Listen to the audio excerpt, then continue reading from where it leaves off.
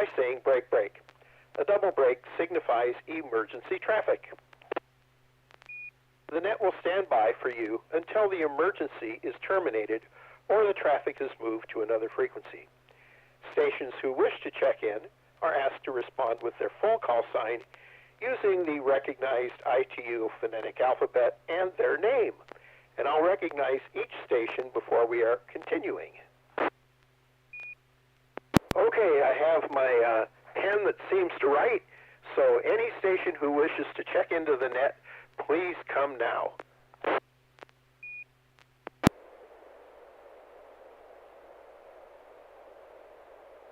Alpha Echo 6 Juliet Golf.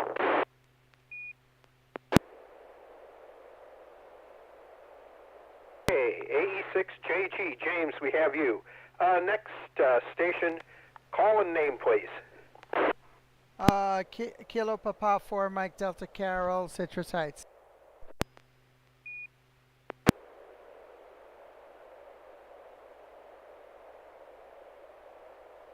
Next station. Am I modulating KP4MD? I don't have a picture ready yet.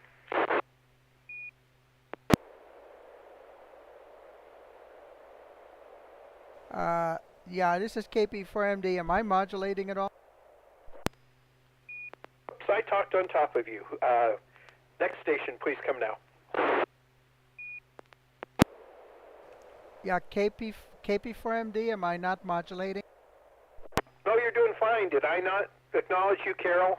You're in there, KP4MD. You're on the list. Next station.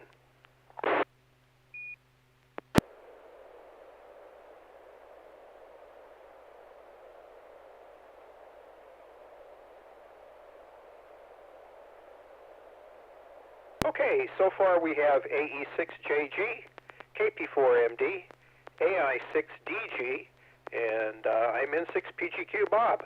Anybody else for slow scan this evening?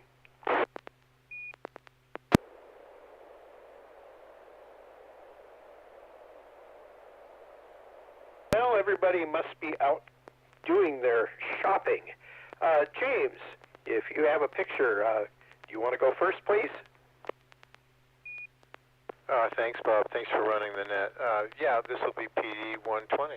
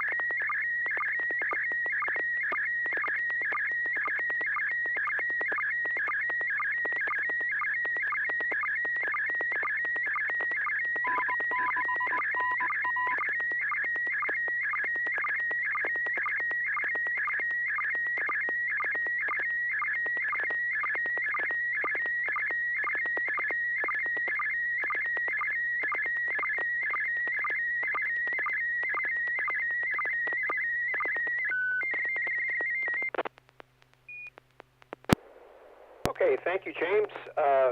we received your picture. And before we go on to comments, are there any other stations that would like to check into the Slow Scan Net?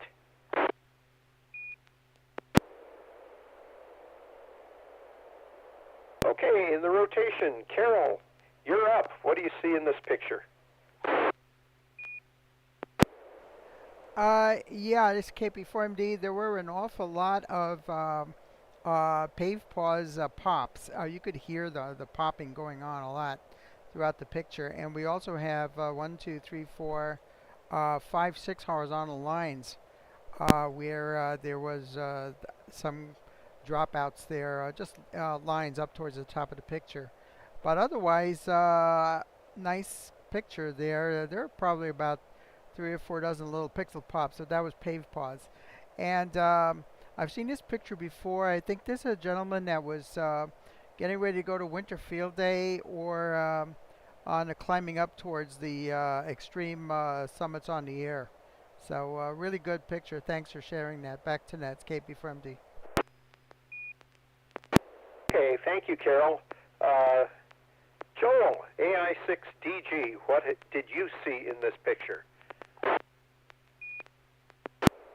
Well, this looks photoshopped to me because there's no way possible that he would be standing. He'd be completely counterweighted and on his back if that were for real.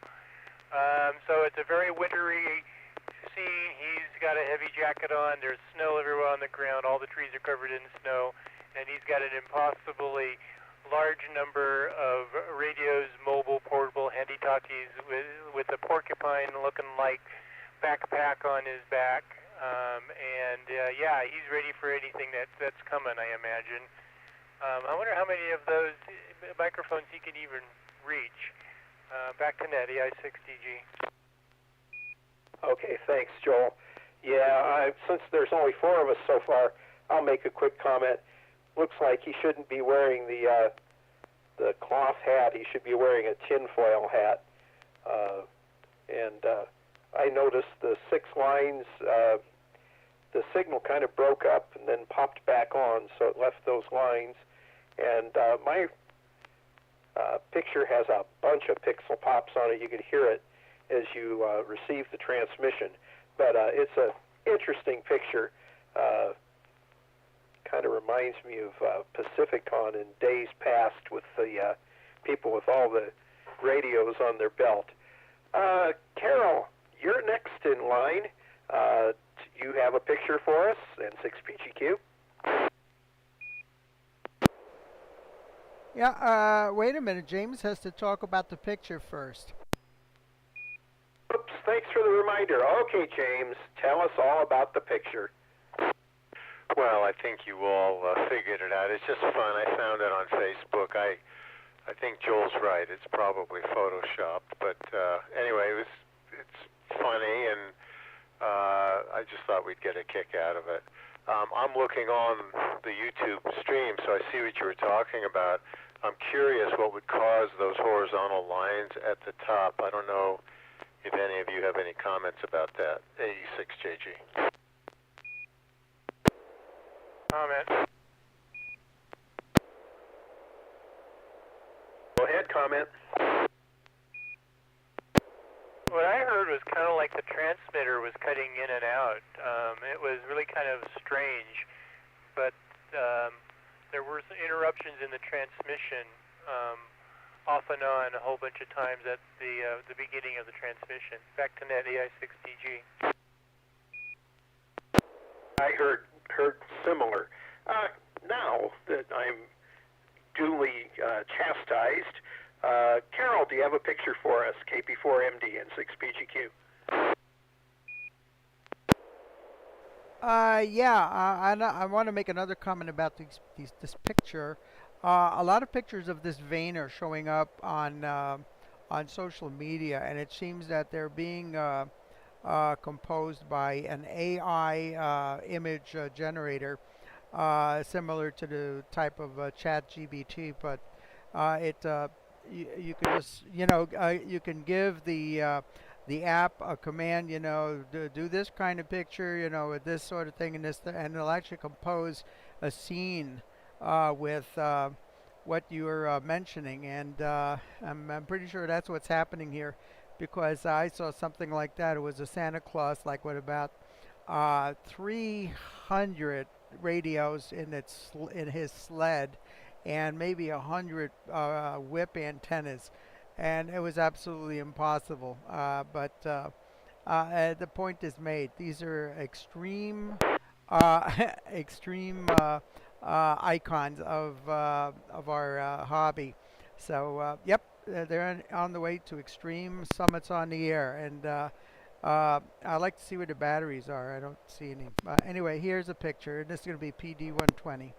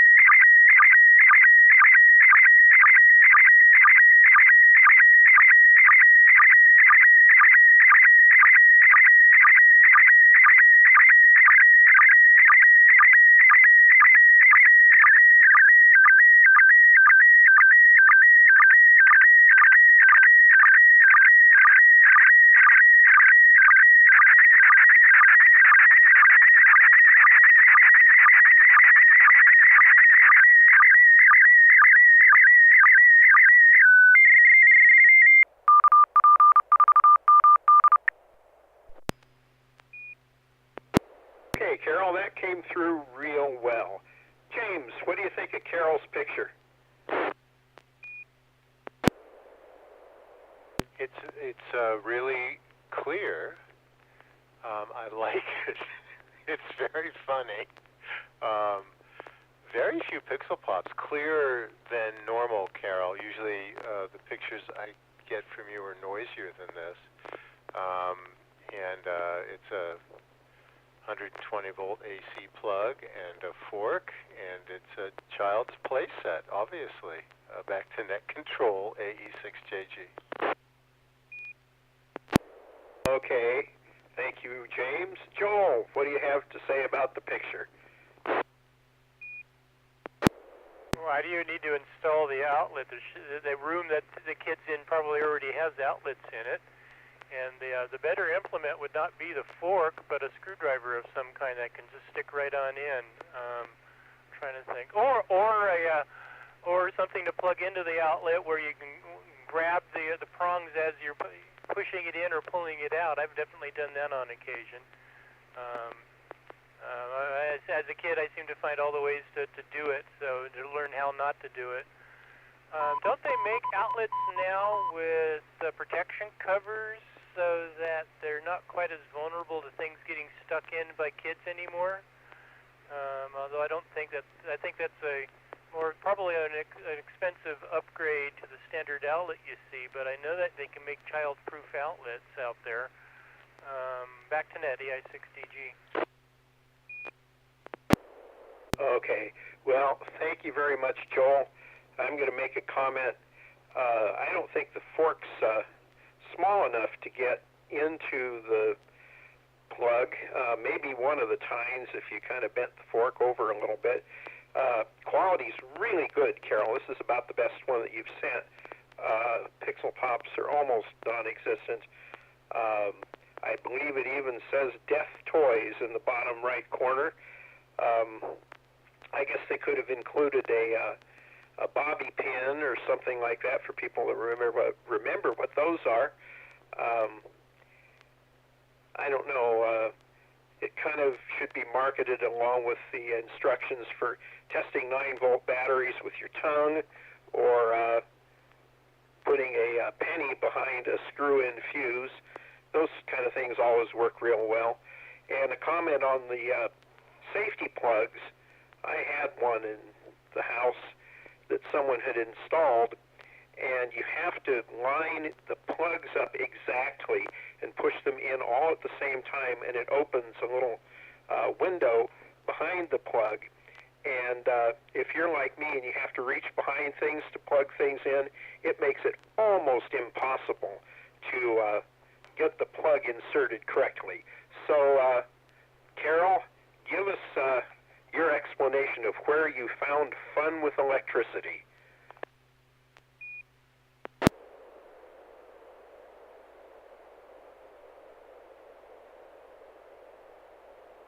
Okay, I just had to find the button here on my screen to push. Yeah, this is one of these many crazy pictures that are popping up on social media. And I don't know, this could have been one of those AI generated images or perhaps a Photoshop, but it's looking down a toy aisle and person holding up this thing, and it's my caption for this would be a Christmas present idea for those pesky grandkids. Of course, I would never do anything like that to a grandkid, but I can read you clearly what it says. On the upper left-hand corner, there's small words that say "not a toy." Well, kind of. On the upper right-hand corner, it says "perfect for all ages." In the lower right-hand corner, it says "death by toys." And then the lower left-hand corner says contents, 1 fork, and 1 cozy fork holder. So it is kind of crazy. But yes, I've seen those. They have some, of course, the plug covers that you would buy that always get lost. That just covered the two holes there. But now they have some outlets that have built-in resistance. There's a kind of something that blocks it from the inside unless you push a proper plug with the proper amount of force to go through, and then it opens it up. But actually, I shared this picture with one lady friend of mine, just saying what a joke it was, and she shared that the thing that she did as a kid was she actually took a key and plugged it in one of those, and she had a scar that lasted for several weeks after that. She was fortunate she wasn't killed. But I can imagine a kid thinking, "Oh wow, this would be a key that will unlock a magical world on the other side of the wall." It just kind of makes sense. If they got a hold of a key and something right down at their level that they could easily put it into. So you got to be really careful with these. Back to Nets, KP4MD. Comment. Go ahead, comment. There's an actual web page for this product. Go do a Google search for Death by Toys. Fun with electricity pay set, $45 sold out. Description: explore the marvels of electricity with this classic beginner's toy. It features 1 power outlet and 1 fork, which is actually plastic but looks metal. This is not actually intended for electric use. It's a joke, much like my other pieces or my entire career in art altogether, because I make each one of these by hand. Minor imperfections may exist. Comes with a death certificate of authenticity. deathbytoys.storenv.com. And then the whole URL. Just do a Google for Death by Toys. Back to Net, AI6TG. Okay. Okay, well, thank you for that information. Wish I'd known about it a couple of weeks ago. Those would have made really good Christmas presents.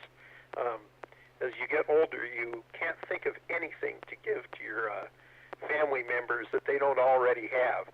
So, Joel, you are kind of next, but since you asked to be last, I'm going to send a picture. So this is PD-120, this N6PGQ.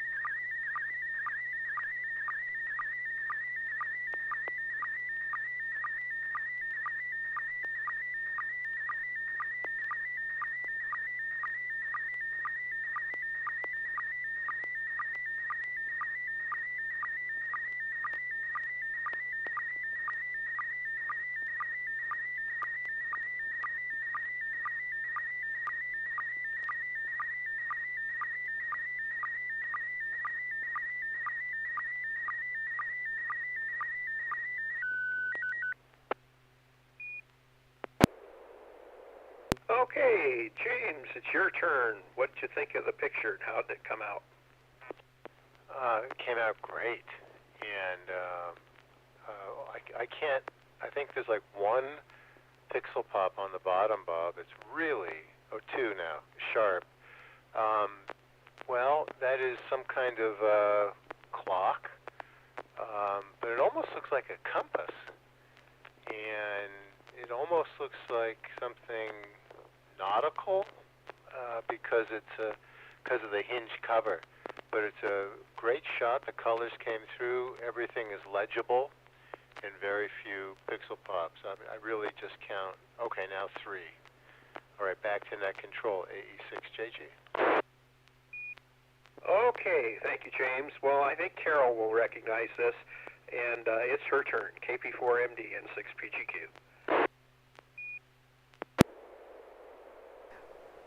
Yeah, this is Kilopop for Mike Delta. By the way, we have a person watching us on YouTube here. This is KR6RAO, and that's Kishore. And I looked Kishore up on QRZ, and they're over in El Dorado Hills. And you're welcome to joining us here on chat. And just wanted to understand what slow scan television is all about. Sending images over our audio radios using a audio interface that connects to our computer. Just running a free, simple computer program to do that, and then decoding them and seeing what we get. So, yeah, I recognize this is one of those clocks that were at the KPH. Marine Radio Historical Radio Society facility over there at Point Reyes. They had, I believe, 4 or maybe 5 different operating positions, and they had one of these clocks at every position, and they were quite impressive. And we have a whole album of these kinds of pictures posted to share with people that didn't have the opportunity to go on that tour, which was last week. So back to nets, KP4MD. Okay, thank you, Carol. Just wanted to comment. Your audio's breaking up, kind of like the first picture was, but your picture was very good. So you may want to check that. Joel, do you have a comment? I think Carol's audio is because of the Vox circuit on the way that she's got her voice hooked up, and it's expecting constant audio, and voice is not a constant audio. So I don't know what kind of clock we're looking at. I don't have anything for scale, but it's a sealed dial, so it's got a big hinge on the right and a screw down attachment on the left, so it's obviously well sealed. So yeah, marine makes sense. It's got the normal 12 to 12 dial, with each hour having a little red band around the rim. And then just inside of that, you've got it's another 12, where it says 13 through 20, 23, and then it goes to 0. So 0 to 23. Not sure why you would do that. I guess it's to remind you on 24-hour time. And then from 12 to just before 1, it's got green, and from 6 to just before 7, it's got green. A wedge from the center out to the rim, and from 3 to just before 4, and from 9 to just before 10, you've got it in red. It looks like it's got 3 needles, so maybe hour, minute, and a 24-hour clock. I'm not sure. Look forward to hearing more. AI6DG, back to net. Okay, thank you, Joel. Well, Carol identified the location. It was at KPH, and all of the operating positions have a clock like this. There's one on the wall, and these are maritime clocks, and they were especially used in the early days of radio, and the red and green, especially the red, are quiet times. You do not transmit during that time, and you listen. If there's an emergency, that would be the time that the station announcing the emergency would transmit, and everybody else would be listening. This is a practice that came in after the Titanic disaster. It is a 24-hour clock, and so you've got minutes, hours, and seconds. The black one is a second hand, and you have to figure out whether it's day or night in UTC time. And so this is a modern clock. It was made by the Chelsea Clock Company. You can still buy them. These are powered by a battery and have a digital mechanism inside them. But they're still in use, obviously, and so that's what it is. Well, it is now time for Joel, AI6DG. Your turn, N6PGQ. So it's a 12-hour clock with 24-hour markings. I'm not sure I understand what you mean by a 24-hour clock, because it's only got, even though it's got 12 and 0 to 23, it's only got 12 hours marked. Yeah, it's a 12-hour face, but when it goes past 11 o'clock, then it becomes 0, and then goes to 13, 14, 15, and so those are the 24-hour increments. Like right now it's just about 9:30, and it's 5:30 UTC. So, you would start it being at 5:30, and then look at the clock, and it would say the other time, depending on what your zone is. So it's a 12-hour mechanism with the 13 through 24 marked to ease in the conversion. Yes, absolutely. Okay, I got an image. PD 120.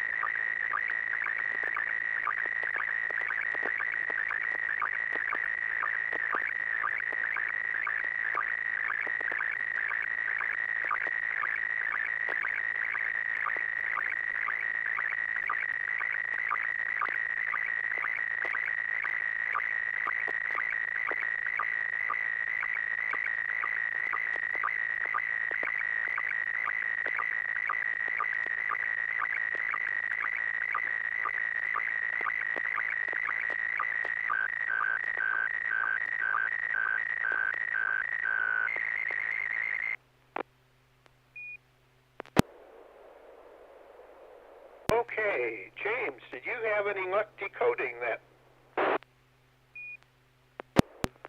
No, Bob, I did not. It's a pretty pixelated picture. Maybe it's the Joel trying his impressionist painting is what I have here, but there's no particular image. Maybe a beach scene looking out into the ocean. Back to you, AE6JG. Okay, that's about what I got. I think it might be pointillism or something like that. AE6DG, Joel, why don't you tell us what you intended to send, because it didn't seem to come through here. What did you hear? Well, the sound was, I don't know how you'd describe it, not really distinct. It didn't sound like our normal PD-120 transmissions. It was kind of garbled, I would guess, is how you would describe it. Any other comments from any of the other listeners? Yeah, this is Carol. It wasn't a pure tone type signal. That sounded like a very loud superimposed buzz. This happened once before, or a couple times before to Joel. He had to reboot his software. So let me restart SSTV and voice meter banana, and if you mind, can I try sending it again? Oh, sure. We've gone later, and we only have 4 of us, so give it a shot. N6PGQ will be standing by.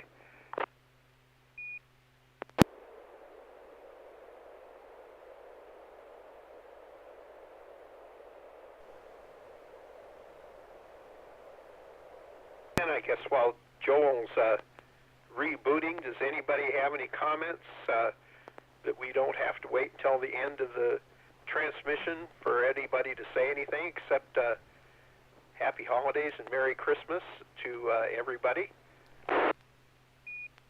I thought it was interesting, Carol, what you said about AI making pictures. I didn't actually give it much thought, but clearly I think that's right. And happy almost birthday to Carol.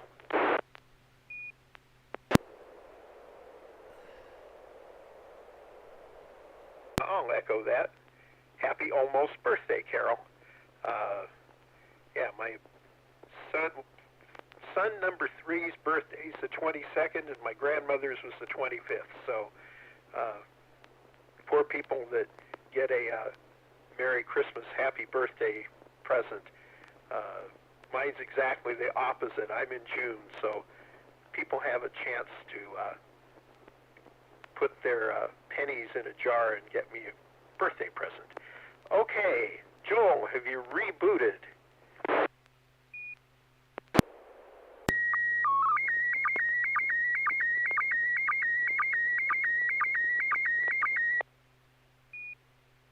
Does that sound better?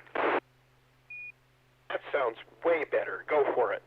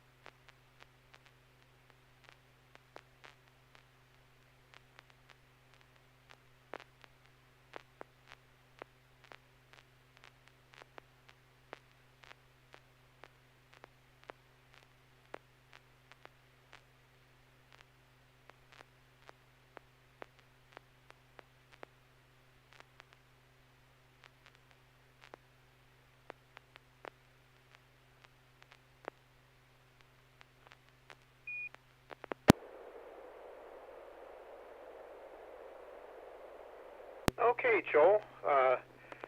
The result was better than last time. Carol, a comment from you. Okay, this is KP4MD. Very good. Joel, you started off really fine.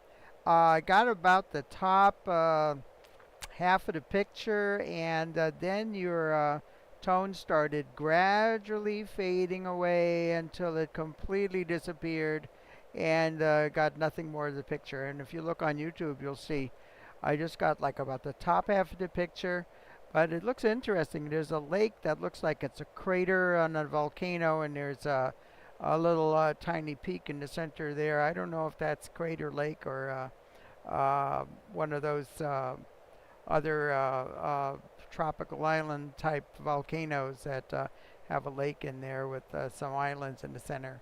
So back to Nets, KP for MD.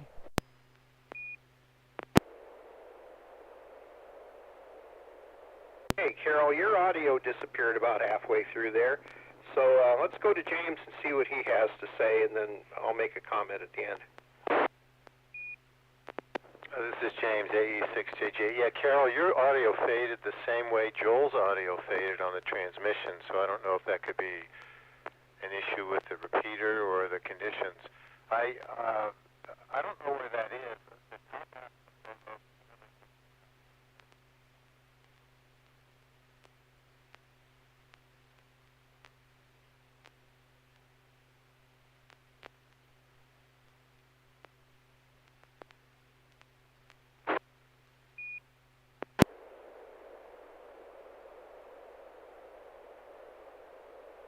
Okay, James, well, your signal did the same as Carol's. It must be the repeater. So we'll pull the plug on the net. Hopefully we can get the problem solved. This is N6PGQ. Thanks, folks, for participating. 73.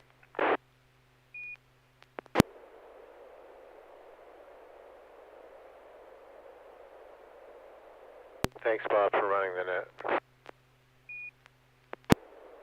So what's the limit, about 10 seconds, 15 seconds? It seems to be. Yeah, Joel, your top picture came out just fine, overlooking what might be a lake. Then the second picture was mountains, and it disappeared after about a quarter of it. So this is at least the second time this has happened to us. I remember at least one other time where exactly this symptoms happened. So in general, there appears to be a problem with the repeater that needs to be looked into. Okay, very good.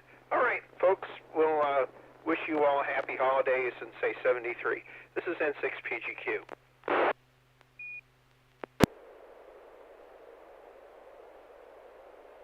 And it's interesting that our audio is fading out yet at the end. The courtesy tone is there just fine and dandy.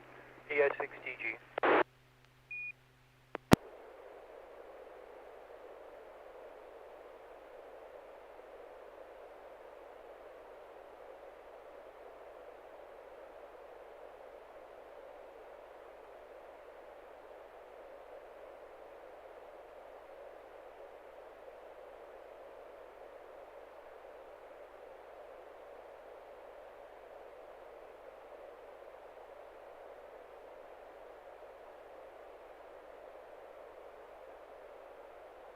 Yeah, okay. This is KP4MD. I went ahead and put a message into KP4MD. I put a message into Chris, so he needs to know these things. Apparently, the fix they did once on the repeater didn't take care of it all, so we're having some more problems up there. Thank you very much for doing the net control, James. I'm sorry, Bob. This is KP4MD, also now clear.